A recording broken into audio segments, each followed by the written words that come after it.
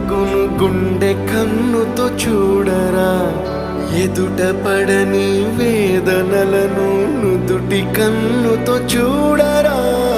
ఈశ్వరా